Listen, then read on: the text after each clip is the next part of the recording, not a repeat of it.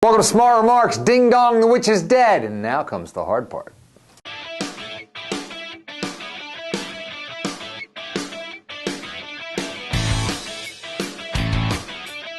So here we are, day 3 after Osama bin Laden is dead. It's still the top story on all the news channels, online and on TV. Take a look at the screen cap from Yahoo News from earlier this morning.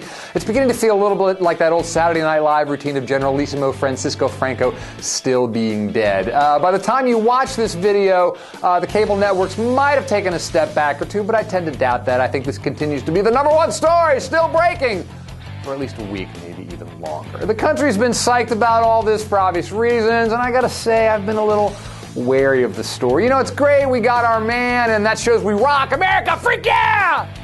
But, you know, in the back of my mind, there's this memory of how we were lied into the war in Iraq, and there's this memory of the unraveled stories about Jessica Lynch and Pat Tillman, and about how we've basically been lied to about the economy for several years running now. And so let's just say this makes me a little reluctant to go freak yeah without seeing some actual proof. The government's talking about releasing some photos of the dead bin Laden.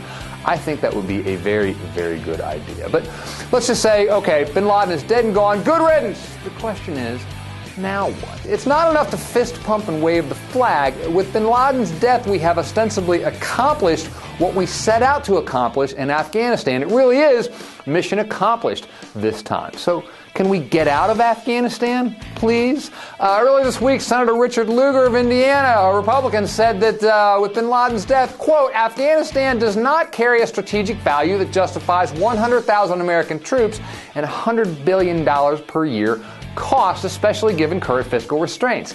Yes and yes, and when you have Republicans lining up to say this, and more of them have, I think we can call this a nascent movement to dilute or reevaluate our footprint in Afghanistan and maybe the Mideast as a whole, because the reality is this country is broke.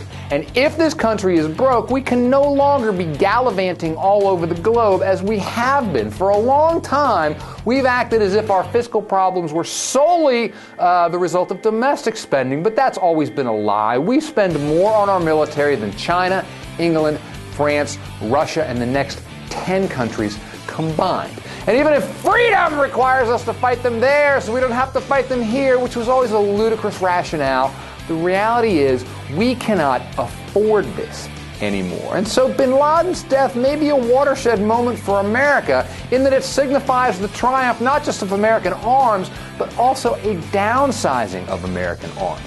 It's a historic turning point, but maybe in more ways than people realize.